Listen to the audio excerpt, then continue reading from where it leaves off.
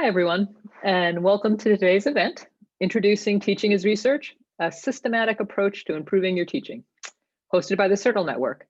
If you're joining us for the first time, CERTL, or the Center for the Integration of Research, Teaching, and Learning, is a network of 38 institutions across the US and Canada that are working to make the STEM fields, so sciences, technology, math, engineering, more diverse by changing the way they're taught. It's a broad charge. So one of the pieces of that is that we run events, workshops, courses for graduate students and postdocs to help them learn how to teach effectively and inclusively using evidence-based approaches. My name is Robin Greenler, and I'm the Assistant Director of CERTL.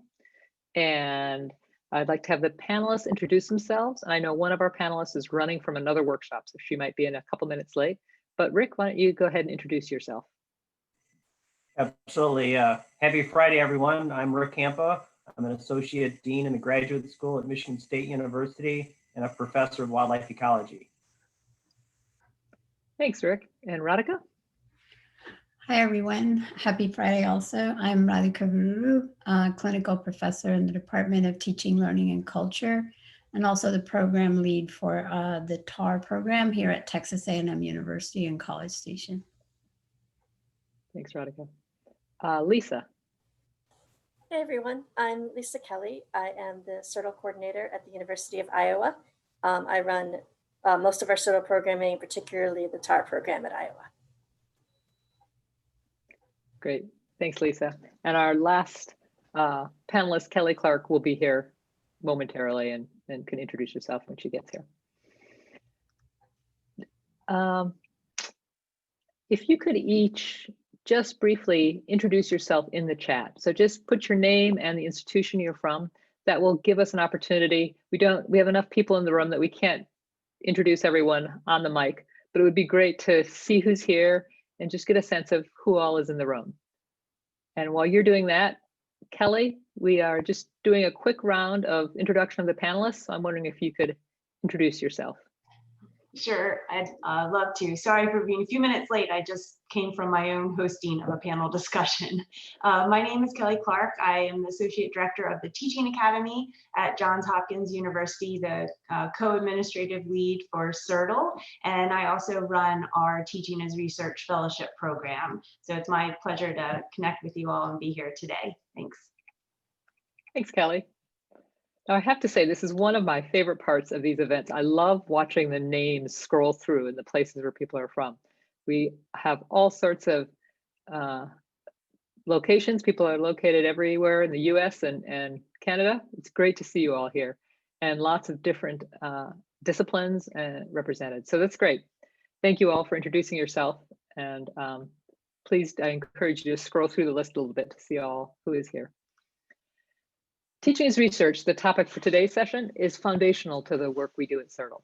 And as you heard, all of the panelists today lead their TAR, Teaching as Research programs at their institution and have lots of experience. So I'm really excited to have them here to share that experience. We'll hear from each of them and then have time for questions at the end. But I do encourage you, if you have questions before that, just throw them in the chat and we will either catch them as we go along or save them and make sure the panelists have a chance to address them at the end. So with that, I'm going to pass it off to Rick Campa to start things off with some broad framework of what teaching as research is and how that works. Rick? Thank you, Robin, and thanks for all of you for attending. It's looks like a great crowd, and this is going to be a fun and hopefully informative thing for you all to participate on a Friday and for us to talk about. So TAR is a term that perhaps some institutions the term isn't familiar, and certainly before the onset of CERTL in I believe 2004 really didn't exist in the teaching and learning literature. Since it was one of the core elements or core points of the first CERTL grant that was written in 2004.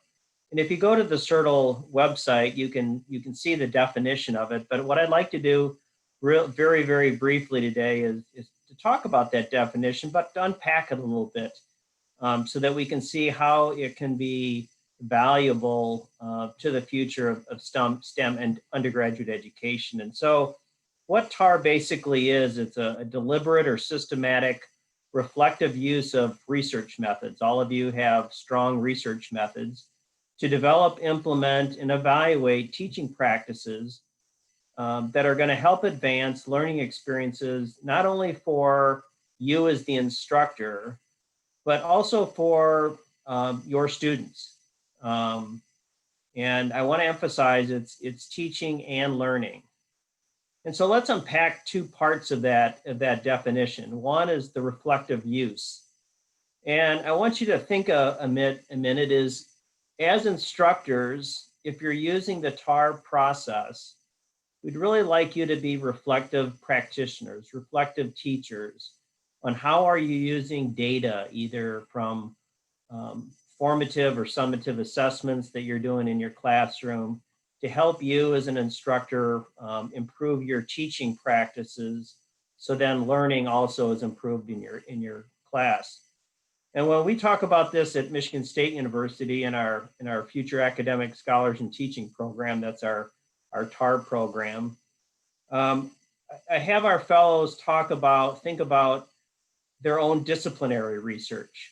You know, what would be the implications if you weren't reflective practitioners in whatever your discipline is? And mine is wildlife ecology. I know there's chemists, there's engineers in the crowd. Is what would happen if you wouldn't look at your data, if you didn't reflect on the experiences that you were having in experiments to further advance developments in your own discipline? My guess is you wouldn't learn a whole lot. You wouldn't inform the development of your respective discipline. And so it's a very important part of what TAR is, and certainly how it's implemented in the classroom, to use data to inform your teaching practices. The second point I'd like to emphasize is the research methods part, is that you're all strong researchers. You're all, you've had a variety of research experiences in physical sciences and life sciences and perhaps in social sciences. And it's those experiences that you can apply to your teaching to make it perhaps a more valued experience and learning experience for your students, but more informative and I would advocate fun for you as the instructor. And so what I want you to think about in the TAR process is, how can you leverage your strengths? So when you think about your teaching, do you have definable objectives? And CERTL offers many wonderful synchronous and asynchronous professional development programs on some of these pedagogical approaches that talk about developing teaching and learning objectives. Second of all is what is your evidence? Is, as you're planning your course or a class period, what kinds of data are you going to use to inform your teaching practices? Have you met your objectives? We do the same thing with our disciplinary research. And last but not least, it's the classroom practices.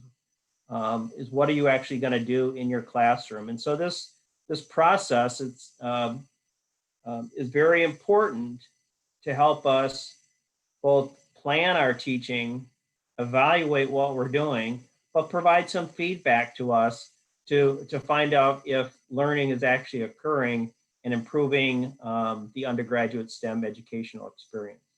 So with that, I think that's my brief introduction, Robin, and so I'll turn it over to my next CERTL friend and colleague. And while we're switching over for Kelly to speak, Kate's going to share a slide here, just so you can keep your panelists straight if you have questions for one or the other. And Kelly, take it away. Great, thanks. Thanks for the great introduction to what is TAR, Rick. I'm going to talk a little bit and really just kind of underscore some of the points that Rick mentioned about the benefits of doing a TAR project. And Rick mentioned becoming a reflective practitioner. One of the things I start with when I'm talking to graduate students and postdocs interested in considering a project is to emphasize that it's not necessarily about adding another publication or a fellowship award to your CV. Although these, of course, are great bonuses that many of my teaching as research alumni note as being very helpful on their job prospecting. Really what I emphasize and what I tell them is what I'm going to share with you. And that is that one of the primary reasons you would want to consider a teaching as research project is because it is a very high engagement educational development experience that will help you become a better educator. Through taking this systematic approach to planning, implementing, and evaluating one or more of your teaching practices, you get the chance to experience a really deep learning opportunity that takes you beyond what you can gain from attending a CERTL workshop or a pedagogy course. While those training opportunities are extremely important and foundational to your development as an educator, the teaching as research project and fellowship gives you the opportunity to become to take your really level of professionalism to a new way, to a deeper way of thinking about your teaching as an educator, because you begin to learn and investigate the scholarship of teaching and learning, and thinking about not only how you are reflecting on your own skills and practices, but also about being able to really measure and get feedback on your students' learning, and to develop yourself really as this reflective practitioner that Rick mentioned. So I'm going to just give you a quick list of warnings that are potential side effects of doing a teaching as research projects. So warning, side effects may include: you may find yourself considering a different career path that may involve more teaching. You may be inspired to be more creative with the learning exercises that you develop for your students. You may find that you become an inspiring and skilled teacher that fully supports your students and their learning outcomes. You may find that you develop as a reflective teaching practitioner. You may impress hiring committees with your advanced knowledge of the scholarship and of teaching and learning. And you may go on to be awarded educational grants in your discipline and earn teaching awards. And you may make friends and colleagues from other areas outside of your own discipline that are also interested in developing their teaching skills. And I guarantee you'll be challenged, but you also learn and develop and have a lot of fun in the process. And so these are the things that I put together this list thinking about, you know, what are the takeaways and impacts that I've heard from running a teaching as research program and mentoring my TAR fellows over the number of years that I've been involved in this work.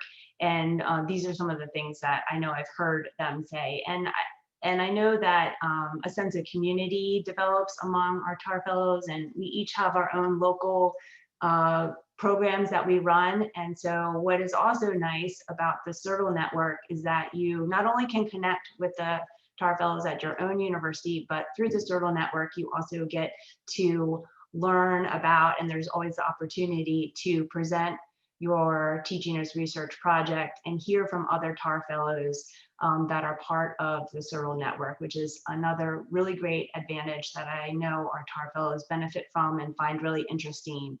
So it's really a true learning community that is developed and that you get to be a part of and contribute to. So happy to answer any questions and comments that I'll pass it back to Robin for our next panelist.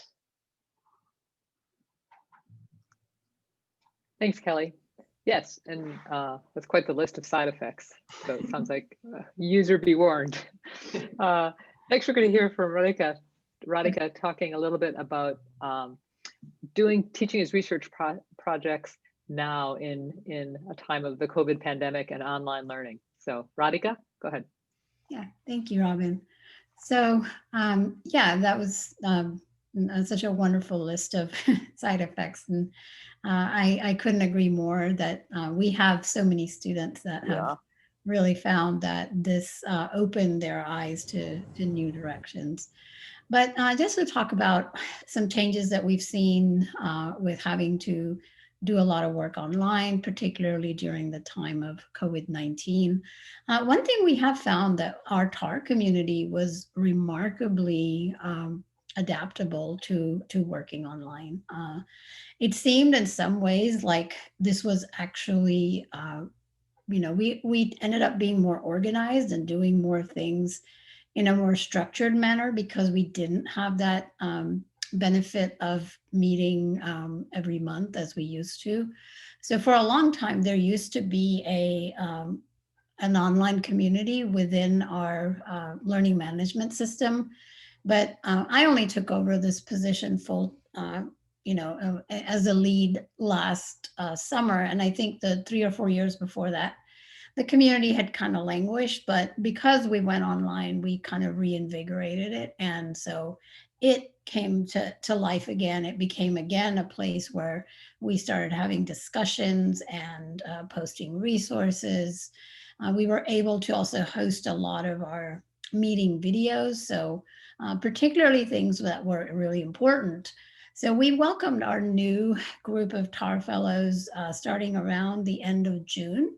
So they started their TAR experience pretty much during this time of fairly exclusive online instruction. We are somewhat face-to-face here at A&M, but most instruction is taking place online or in some kind of hybrid manner.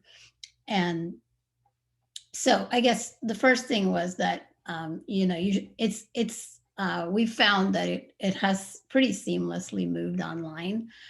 We did see a difference in the kind of TAR projects that were proposed. And, some of them have really, really been interesting. I mean, most, I would say all of our current fellows have the projects that they are investigating have to do with online instruction in some way or the other, whether that be the efficacy of short videos versus long videos, or, video feedback versus written feedback. But some of them have actually been pretty innovative, such as a course on electric circuits, where they work to where the students were able to log in online and do their experiments for their lab completely through this interface that the professor and the students had built together. So in some ways, we found that it actually drove some innovation that perhaps wouldn't even have happened otherwise. Of course, there are face-to-face interactions that generate rich learning experiences, but we've also found that our students and our faculty have come up with some pretty extraordinary things that our students are involved in. Some of the things that we did find that we had to caution our students a little bit about was the IRB restrictions at this time. So that was when we started in June, probably 2 weeks later, we did a whole session on the IRB, and not just the process of getting IRB approval, which is of course, challenging in itself, but particularly what the IRB restrictions were. So they were not approving any kind of research that involved, obviously, face-to-face contact. And I believe that is at some level that is still ongoing. So we had to kind of work on that. However, our IRB has also been great about giving us guidelines of what to do and what we can't do. And we've also found something that we've had to kind of update our students on has been, even as things have changed once campus reopened and there were limited face-to-face interactions. So we had some questions about, well, could we start doing research face-to-face if it's allowed? And again, there's specific institutional procedures that we kind of had to be aware of to guide our students through. But I think those have been, I guess, the main things that we've had to additional things that we've had to think about with TAR during this online time. But other than that, it feels like the students are doing well. We still continue to have our monthly meetings, so I'm sure that's something that's happening at other places as well. We did every 1 month we have asked for just a written check-in rather than a meeting, because some of the Zoom fatigue I know is real. But on the whole, I'd say we're thriving and looking forward to seeing what more we can do as we all kind of adapt to these new circumstances. Great. Thanks, Radhika. And again, if people have questions along the way, feel free to put them in the chat or save them up for the panelists. We're going to hear from our last panelist, Lisa Kelly, about what we referred to as the Goldilocks TAR problem, which is finding the TAR question that's not too big, not too small, that's just right, as well as creating it, narrowing it down to that right size. So Lisa, go ahead. Unmuting yourself helps. It's great to see everybody today. So as we've all been sort of talking about, the benefits of doing a TAR project and how to continue to do a project throughout, the COVID time and what even a TAR project is, one of the biggest things that, I know my students spend some time thinking about is how to decide what their research question is, what their project's going to be, and how to make it a project that is doable, that's going to be helpful for them. As Rick mentioned, the real part of TAR is to become a reflective practitioner, right? To be a teacher that thinks about what they do and why they do it. And so that kind of, when I talk to my students, that kind of guides how we think about projects. Also, we know that graduate students and postdocs are crazy busy, right? You're involved with your own research, you're teaching or TAing, you're likely helping with, service commitments, and then you have, a life outside of graduate school as well. And we want TAR projects to be something that is going to supplement what you're already doing and add to, but not something that takes away from or deters you from doing these other things, right? No advisor is going to agree or want you to do a TAR project if it's something that's going to take a huge amount of time or take you away from the lab or from your other research and teaching commitments. But it is going to be pretty easy to do one if it's something that adds to your experiences and you can do in the kind of in the process of what you're already doing. So with a TAR project, one of the most common ways of doing a TAR project is if you're a TA for a course and you know that maybe you've TA'd for this course already for a semester and you know that your students struggle with a certain concept and you think you have a better way of teaching that concept. A TAR project could be about, changing that unit or teaching that topic in a different way, and then assessing whether or not that really worked for your students. So rather than just saying, well, it seemed to work, they're happier, which you might have done in another, semester, actually taking, using the evidence of the students' grades on the quizzes or their feedback that they give you or something else to actually know if that intervention worked. And so that kind of intervention can happen for the most part in the context of teaching a course or being a TA for a discussion section or a lab. Other things, I think Radhika even mentioned, like maybe it's alternating like the length of a video.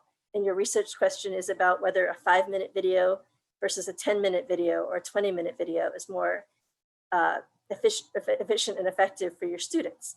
And again, it's about bringing your research skills to bear on your teaching by actually collecting evidence to see if this thing worked, as opposed to just deciding your students were happier or didn't seem to have a negative effect, right? So that's kind of what TAR is. It's about asking a question, often related to, what you're teaching, what you're already teaching, but doing it in a different way, or adding something to a course that, maybe it's adding, one of my students just recently added an introductory video to every day. It's a 2-minute video to see if that could help make the students more ready to learn the material for that day. Somebody else, and sometimes, and somebody else did something where they tried 3 different workshop techniques throughout the semester and assessed which one was better to see which one the students had the most success with, right? These are things that are happening. They would have done something like it anyway. They're just making it a little bit more structured and adding some, and thinking about how they're assessing what they're doing. Some projects become larger, right? Some people, as Kelly said, like one of the side effects is you might decide you're really interested in teaching and this project maybe has legs. I had 2 engineering students about 2 semesters ago. They wanted to think about what first year students thought about their identity as an engineer and as a person.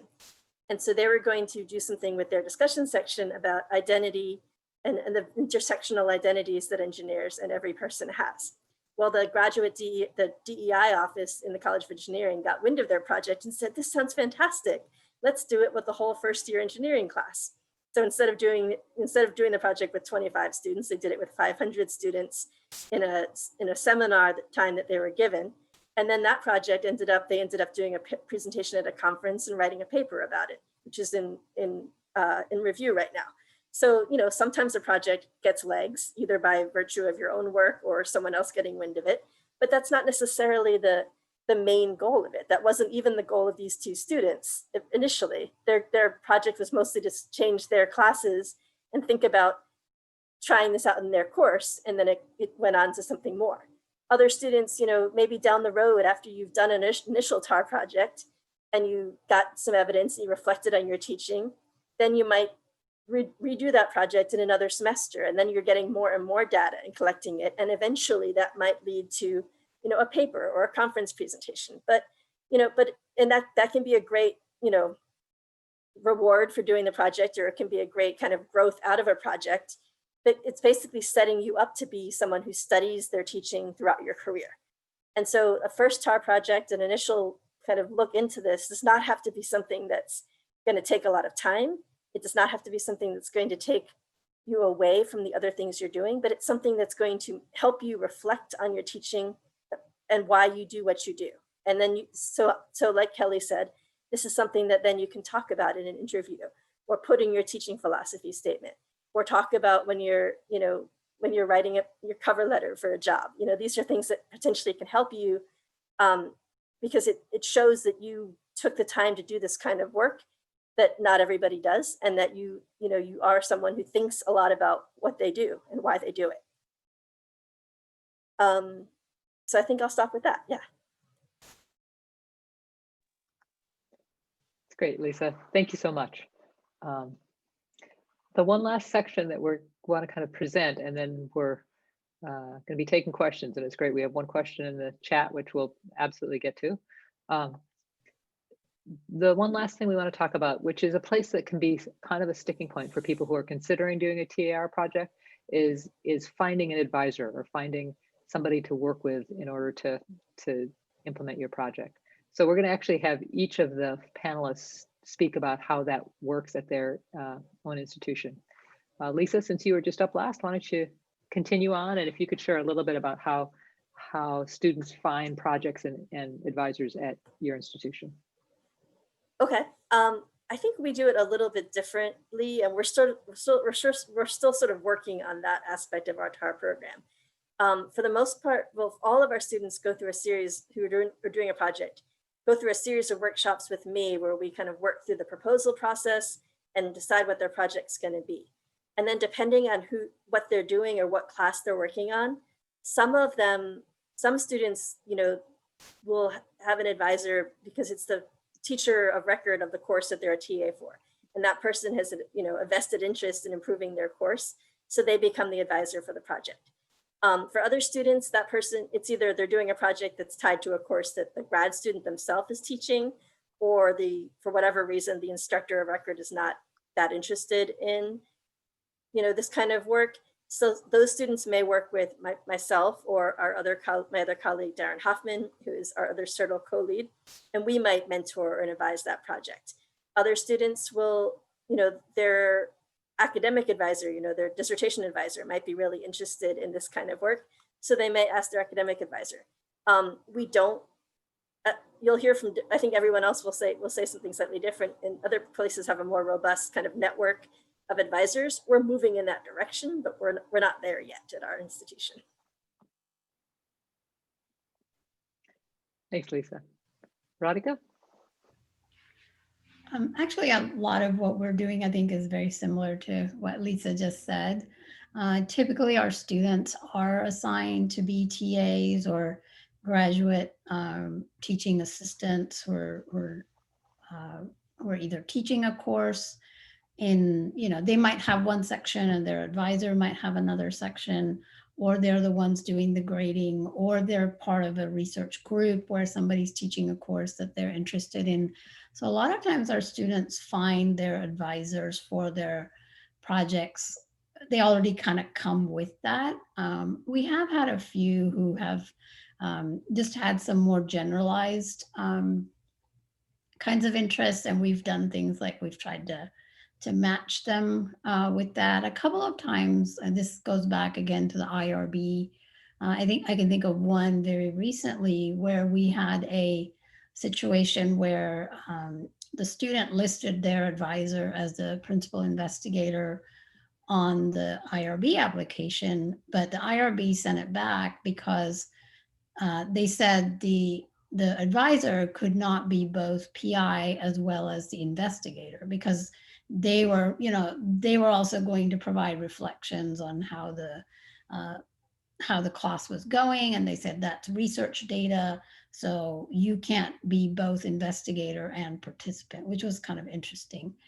So in that case, we've had to do different things. So maybe that's just something to be aware of. But yeah, typically you kind of find an advisor who teaches something similar or has the same research interest. But if not, we're always there to step in as needed.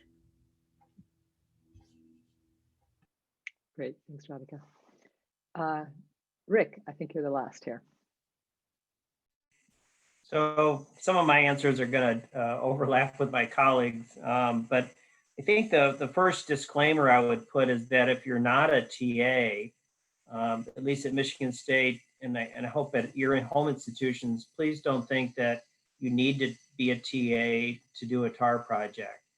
That's a misconception at MSU, and over the years we've had to debunk that misconception that's not the case. In fact, our FAST fellows, probably fewer than a third of them are TAs or have ever been TAs. So just to put that into context, I think there's 3 strategies that we use at MSU. The first one is we're in the 15th year of our FAST fellowship program, which is our TAR program.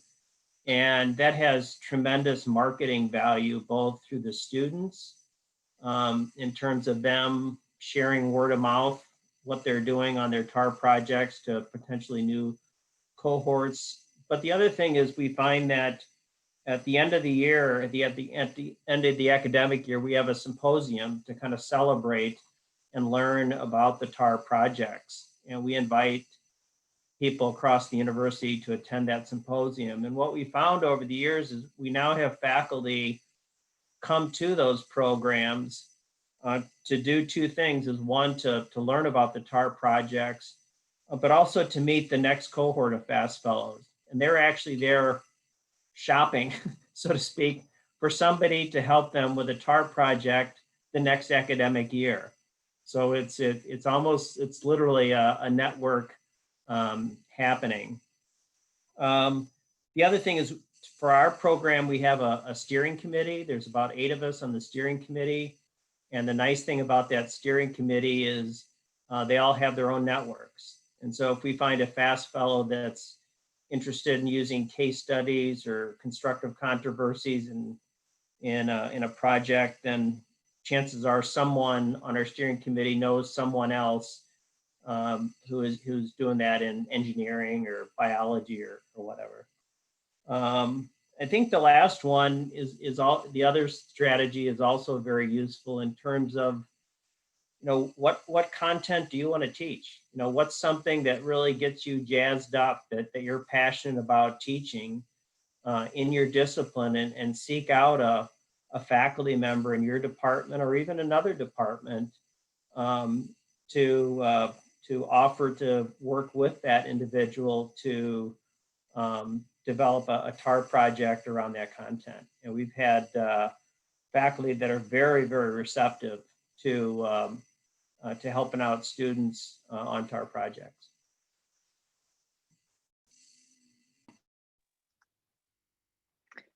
So Rick, the partway through I think your comment, somebody asked, how do you do a TAR project if you're not a TA? Now I know you kind of addressed some of that. finding something you're interested in and finding a faculty member who's teaching a course or in an area that you're interested in, and just asking them where you might help. Do you have any other thoughts you want to add to that?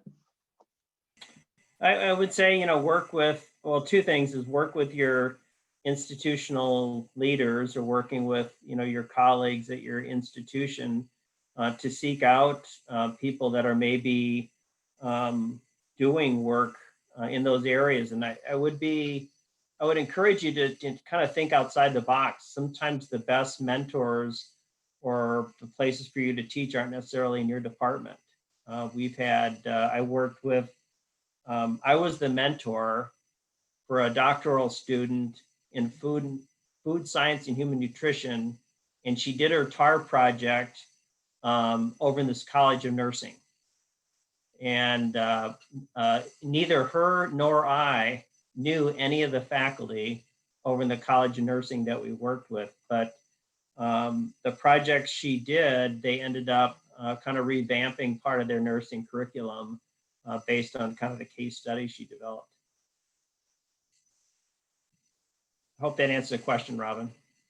Yeah, thanks. Any of the other panelists want to add anything to that?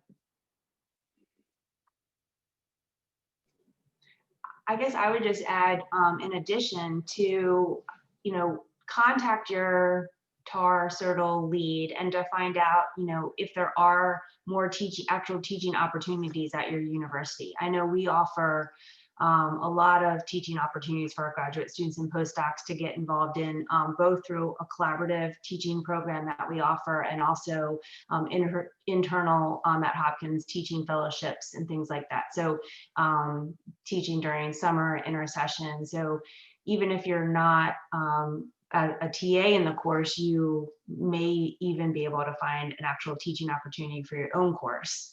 So we've had a lot of all of the above. We've had TAR fellows that teach their own course, are TAs for a course, are TAR fellows working with the faculty on the faculty's course. So I think, all of those options I'm fairly sure are pretty common across all of our institutions. So like Rick said, think outside the box. Think outside the box and ask around. Go ahead, Lisa. Yeah. Oh, I would add too, a good TAR project could be based on a series of guest lectures that you do for someone's course, right? Like your advisor's course or another faculty member. It could also potentially be a data set. I know at Iowa, we do a lot of surveying, especially of our first year students and then of our upper level students. And we've had some students kind of parse out some of the more educational related questions in those surveys and then provide kind of an idea of what, an action plan or a next step might be. And so it's not as direct of a teaching project, but it's about, how do you make an academic change in teaching that would lead to better results for the students? Like maybe it's increased tutoring or increased, different services that students need. Also, community colleges locally or smaller teaching colleges that are locally, they might, partnering with them or even potentially teaching courses at other institutions around are also possibilities as well. Yeah, I just want to add with your, based on your last comment, Lisa, and Rick's comment in the chat, that I know at the UW-Madison, where I'm located, that we've had a number of students who've worked at the local community college with a TAR project. And in fact, in some cases, that actually even led them to a position because they got known in the department and they, then were asked to teach a course. And so it was really quite formative for their career. K-12 schools, great, Lisa, good addition. I want to get to a question that is a really a common one that we hear a lot. And is it okay to present a question and then you find out your solution didn't improve anything? What do you do then? I mean, obviously we want it to be successful, but what happens if you do this and there's no solution? Or there's no difference. You find that it didn't improve, the intervention didn't improve. Who'd like to jump on that? Go ahead, Rick. I'll give one personal story, but I'm sure the other panelists have good recommendations. Is just like your disciplinary research, not everything goes right. And I can remember failing miserably in my own class on a TAR project I did myself with 120 students, and it was terrible. And the next day in class, I admitted it was terrible, and I told them why I thought it was terrible, because I didn't give them some of the data that they probably needed, and we kind of fixed it. We regrouped, and things were all right. I think another case is that sometimes the pedagogical approaches that you use won't necessarily be ones that your students are used to engaging in. And so what you might see is you might see a cumulative effect that maybe early on, the students don't do well with whatever you're doing and they hate it. But over time, as they've had more experience to experience it as a learner, and you have more experience working with it, you'll see learning increase, and their confidence or their level of satisfaction with it increases. So you do have to be, I think, patient. I would add too that the knowing that and learning that could actually save yourself and your students, future frustration, right? Like, let's say you do a project where you want to see if asking, I don't know, like if having students choose their own groups or you choose their groups, let's say that's some part of your project, and you find that you thought that choosing their own groups would work really well, and it turns out that there was no positive effect. Well, if you just kind of done what a lot of people do, is students seem happy choosing their own groups, and they seem happy and you seem content, and then you would keep doing that for years, only to never to know that it actually doesn't help the students, right? So actually what seems to be a failed TAR project might actually be you learning what actually is significant in teaching versus what's insignificant or not impactful to students. And it might keep you from continuing to do something that isn't actually helping student learning. So there's a really great story to be told in a teaching statement or in any kind of reflection on your teaching, how you stopped yourself from doing something that isn't helping your students. Yeah, just to piggyback on that, it reminds me of when I did my master's thesis, and essentially nothing I studied had much statistical significance. And one of my committee members said, sometimes as a social scientist, that's the most valuable finding you can have. For my study, early childhood person, was on what teachers do impact children's play. And actually we found that very little that they did impacted children's play. Children seem to play because children play, and that was really valuable, knowing that so then it kind of explores other opportunities. So what else could teachers do if it wasn't specific behaviors? What are other, could they structure the environment more? So it opens doors. And so finding that, sometimes it's like testing an assumption that is like common knowledge, but it isn't grounded in research. So it's really important to have those findings that they, you can't just rely on that sort of, popular wisdom, that it has to be backed up by research. Yeah, I would just chime in that it really is how you define success, right? And just with our students, there's opportunities where they make mistakes or get things wrong or quote unquote fail. Those are the best places to learn, right? And for our TAR fellows, it's no different. Those tend to be the most interesting discussions we have when things don't go right, and that reflection piece and critical thinking happens, and we go to the literature too and compare what happened to other research in that area and the field that's happened. So we always look at it really as an opportunity for learning and growth. So, and I will just also mention too that a great majority of TAR projects, at least I know the ones that I work with, don't have, you know, statistically significant findings. So they're usually a mixed method approach of collecting some qualitative and quantitative data. And a lot of our TAR fellows that are at least instructors of their own course have small classes where, you know, they have very small N numbers where you're not going to get a large sample size to get those kind of statistical figures to kick in. So just keep that in mind too. It really underscores the kind of personal development for yourself as an educator, I think, for the program in general. Thanks, Kelly. There's a question here from Tia about that, about kind of the fast, unprecedented shift that we've all had to online education, and in a lot of cases, just doing things by exactly what you were talking about, Radhika, that kind of gut assumptions. And is there how does that have an impact on whether TAR projects that are rolled out now would be successful? I wonder if you have any thoughts. I'm going to pass that to you, Radhika, first, since you kind of addressed that in your opening remarks. Sure. And I was definitely concerned about that because there is so much going on.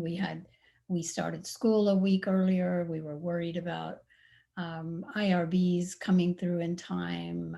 But I will say that everybody so far has really kept up. And I think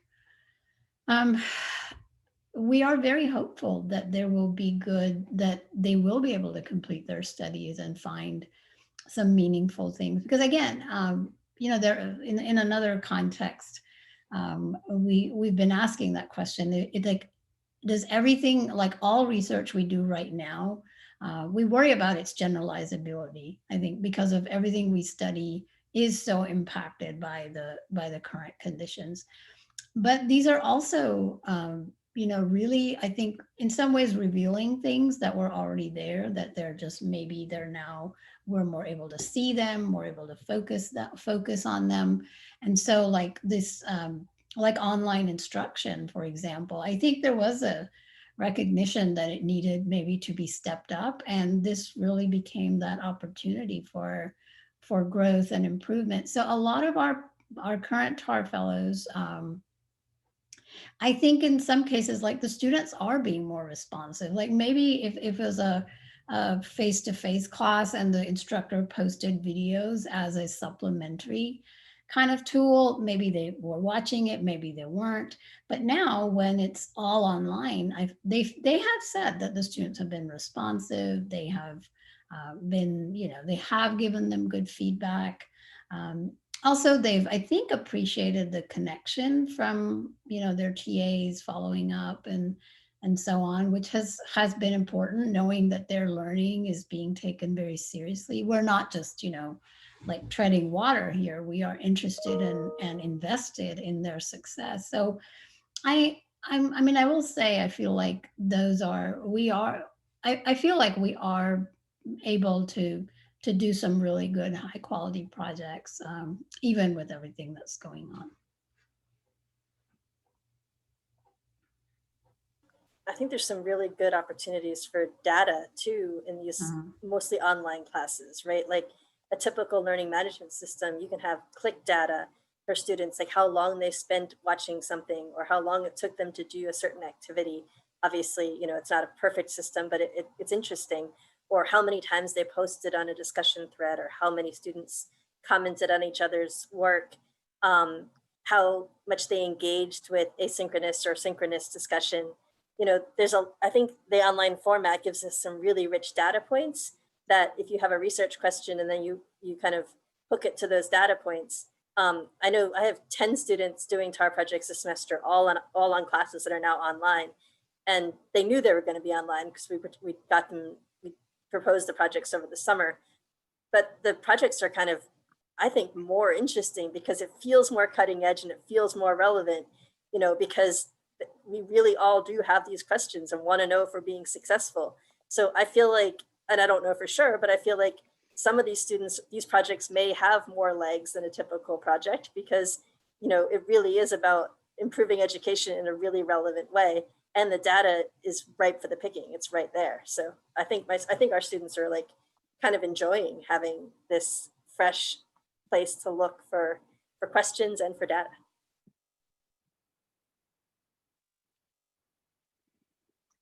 Yeah, in some ways, the fact that it is a wide open area where we don't know as much about what works and what doesn't means there's a lot of opportunities.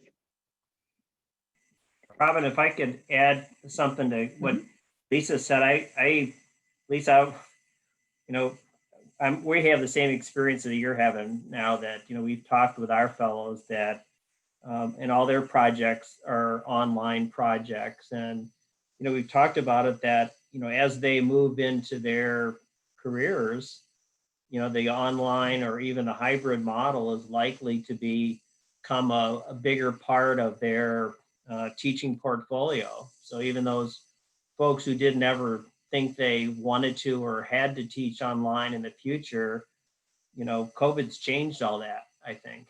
And so it is giving or forcing, depending upon how you want to pitch it, is giving those students that experience. And I think even more challenging was last year's fellows at Michigan State, where, you know, we were told to put all our classes online in less than 24 hours. And our fellows were doing all their TAR projects face-to-face. And, you know, some of them had data, some of them didn't have data. You know, it was all shades of gray. And it was an interesting experience. Erotica, I think you mentioned flexibility or nimbleness. I can't remember what it was, but yeah, we talked about the need to be flexible in your teaching, to adapt it to, you know, different stochastic events, so to speak, that come up.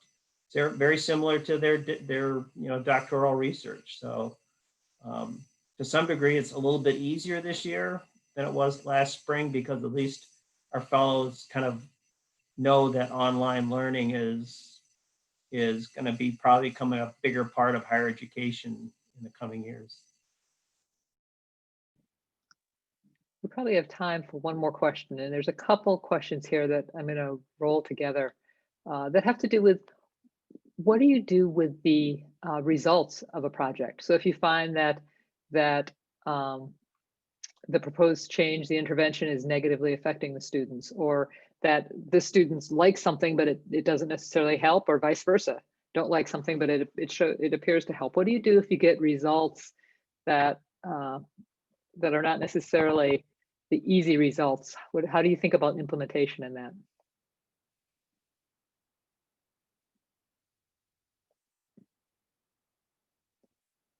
Our panelists want to give that one a try? Well, I did have one student who, it's what the example I gave earlier about, like, he was a writing instructor and was using different workshop techniques, and about halfway through, he discovered that one technique was just not helpful at all for any students, or for very few students. So I think he actually just stopped using that technique, because that sort of do no harm principle. He didn't want to continue offering that as part of his study, because it clearly was not as good as even the next, you know, the other technique he was trying. So, and again, you know, this is a study he's doing for his own teaching, to be reflective. So of course, you know, he can tell that story, and we can kind of work, and it's not a study, you know, because of the nature of this kind of study, that's not going to really hurt his results, because it's ultimately about him learning what's best for his students. So we just kind of worked that out in the analysis of his final project, and so that's what he did in that instance. I do think if you do, I think most projects aren't as sort of cut and dry, but if you do find something's not working at all, I think, you know, you'd want to talk seriously with the advisor about whether or not to like continue doing that technique, to make sure you weren't going to like harm student learning. But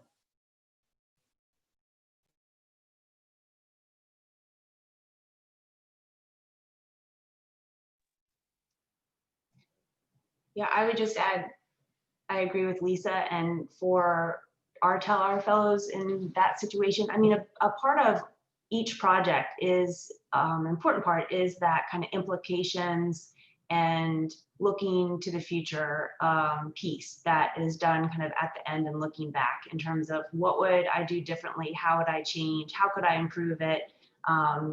You know, that's a big piece of the TAR process. And that's always, you know, part of where, you know, sometimes results are also part, not necessarily part of necessarily the teaching practices, but maybe about how the study was designed or the questions that you asked, or right. So there's a lot of different kind of angles of things that you need to kind of take into consideration. And the and you know, human beings are interesting bunch to study, right? And students are interesting bunch, and what might work with one class, you find you repeat and works kind of differently with your next. So, you know, how do you kind of reconcile that? That's, these are kind of the dynamics of teaching that are part of when you investigate it, the kind of the questions that come up. So I think being adaptive and reflective and learning that process and how you evolve and approach your teaching is important. I've had TAR fellows have to adapt their projects midway because, you know, the students either, you know, weren't engaging with the additional supplemental material, or one particular project was trying to study the impact of a rubric and using that as part of their course, like giving that as a tool to the students. Well, he found out halfway through that they weren't actually using it, and so had to, you know, change course a little bit and instill some different teaching motivational tactics to actually get them to use those things. So, you know, does that, you know, kind of muddy the waters of educational research a little bit? But, you know, to Lisa's point, you know, you're trying to do the best for your students you can. And so being a little bit flexible and adaptable as you go along in your project, and also thinking about how you'll adapt and be flexible moving forward, I think is a good kind of mindset or a way to approach these things.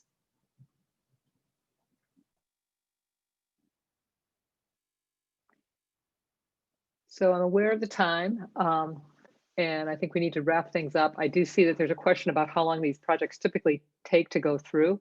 And I think one of this harkens back to some of the comments about trying to keep the scope of the project not too large, that it can take 2 years to do it if it ends up being kind of a deep research project, and that's, for most people, is really not what they should be doing during their graduate study.